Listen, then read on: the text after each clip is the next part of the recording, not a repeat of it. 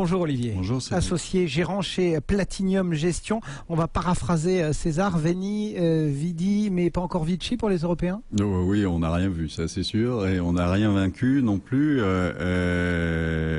Comme d'habitude, les marchés croient au miracle. Donc demain, soyez rassurés, on va vous trouver la solution.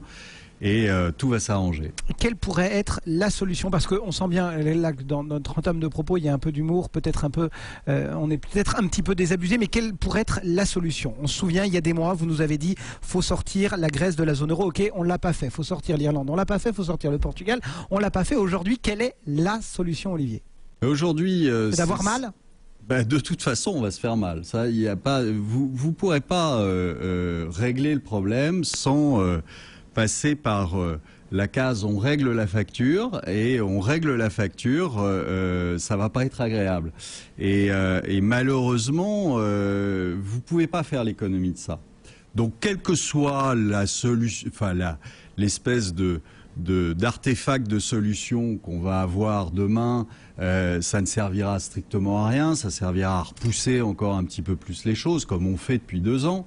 Donc, il n'y a pas... Pour la bonne et simple raison que aujourd'hui, ils sont face à un mur et il n'y a pas de solution. La seule solution qu'il y aurait, ce serait de rembourser, parce qu'il va falloir y venir, ses dettes à un moment ou à un autre, et rembourser ses dettes, c'est des politiques récessionnistes, voire dépressionnistes. Et donc, on est en train de signer pour 10 ans de récession, quoi, devant nous. Mais quand vous dites rembourser, c'est pas amusant. Alors évidemment, personne ne veut prendre la décision, personne ne veut le dire, mais c'est un fait. Quand vous dites rembourser nos dettes, on a l'impression qu'on parle de l'Europe, mais on ne parle pas que de l'Europe. Non, non, les États-Unis, c'est exactement pareil, voire pire. Sauf que... Donc ça veut dire que de part et d'autre de l'Atlantique, va falloir en arriver à sortir de la vraie monnaie de notre vraie poche pour la rendre à ceux qui, entre guillemets, ont joué avec. Et on est parti pour plusieurs années de récession. Si vous voulez, c'est un concours d'illusionnistes entre l'Europe et les États-Unis. Et visiblement, les Américains sont bien meilleurs que nous à ce jeu-là. Ils arrivent, vous regardez les marchés américains, ils sont en hausse depuis le début de l'année. C'est les seuls. Est-ce que c'est pas qu'ils ont plus de marge de manœuvre que nous? Non, mais enfin la marge de manœuvre, ils pourraient l'avoir, c'est-à-dire que ils devraient augmenter les impôts pour essayer de maîtriser un peu les choses et de rembourser leurs dettes. Le seul problème, c'est qu'il n'en est pas question pour eux.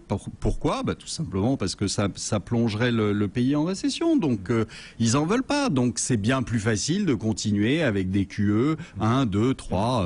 Voire 4 ou 5. Oui, ceci dit... le seul problème, c'est que quand vous faites un QE, vous avez une contrepartie, et que la contrepartie, c'est la dette.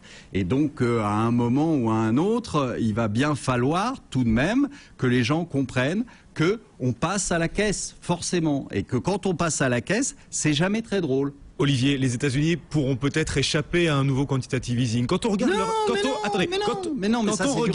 on regarde les chiffres. Mais les chiffres sont mauvais. Non, ils sont pas si mauvais que ça. Ils sont mauvais. Ils sont pas atroces. On n'est pas en récession. Ils sont mauvais. Les chiffres de l'emploi sont bien meilleurs que ce qu'on craignait. Enfin, écoutez, mais si, arrêtez. On disait emploi zéro au mois d'août, c'était pas du tout emploi zéro, il y avait des créations de postes. Pareil, sur le mois de septembre, il y avait des bonnes surprises. On n'est pas en récession aux États-Unis. C'est grotesque. On est en train de parler de quand vous analysez les chiffres, quand vous les décortiquez, vous apercevez que c'est de pire en pire. Le chômage est de plus en plus long, les périodes de chômage de plus en plus longues. Le vrai chômage est à quasiment 17%.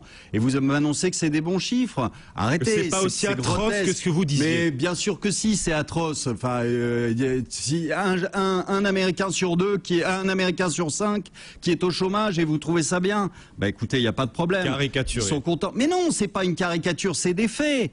Regardez les chiffres. Prenez pas simplement le chiffre en brut d'annonce de... tout simplement, vous savez pourquoi le dernier chiffre du mois d'août était bon? Dites-moi. C'est simplement parce qu'il y avait 45 000 types qui étaient... qui étaient en grève et qui ont été repris dans les statistiques. Donc, faut arrêter de manipuler tous les chiffres et de manipuler les statistiques en disant « Oh, on a des bons chiffres ». Mais c'est grotesque, hein. C'est à peu près comme les comptes des banques.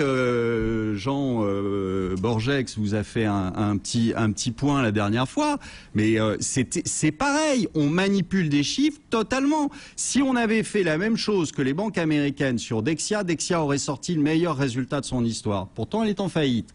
C'est amusant, non? Bon, on fait n'importe quoi. Donc il y a si une on applique la méthode autorisée avant. aux États-Unis pour les résultats de JP Morgan et consorts, si on prend juste les chiffres publiés par Dexia et qu'on les met dans le même moule, on ressort avec des résultats records. Les résultats du siècle sur Dexia, c'est grotesque. C'est plus la banque est pourrie, plus elle peut dégager des plus-values fictives sur le passif de son bilan. C'est n'importe quoi. C'est n'importe quoi. On met des règles qui ne veulent plus rien dire, simplement pour faire comme si. Mais, enfin, on arrive franchement à des ersatz de solutions qui sont de plus en plus grotesques. Donc il faut que les gens s'en rendent compte. On les manipule, on essaie de durer le plus longtemps possible. On ne prend jamais aucune décision qui va dans le bon sens et on attend. Moi je dis on va attendre, ce qu'on va recevoir sur la tête, c'est 10 ans de récession, c'est 10 ans de dépression et on va pas se marrer. Et dans ce contexte, juste pour terminer, quand on est gérant comme vous, quand on commente les marchés comme nous, on a envie de quoi? De raccrocher son tablier et on a envie de partir en vacances loin et ne plus voir toute cette pantalonnade à longueur de journée parce que vous n'avez aujourd'hui dans les politiques et les autorités économiques, franchement, pas un seul qui soit à la hauteur de ce qui est en train de se passer.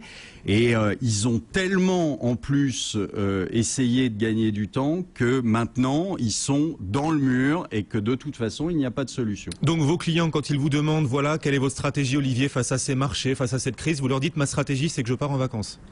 Non, je leur dis, je vais essayer de trouver des solutions tout en sachant très bien que malheureusement, je pense qu'ils ne passeront pas au travers de toutes les gouttes.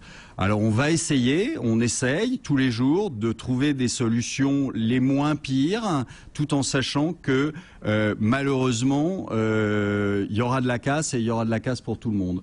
Donc je ne pars pas en vacances, sinon je serais pas là. Et donc voilà. Mais croyez-moi, on va pas rigoler dans les 10 ans qui viennent.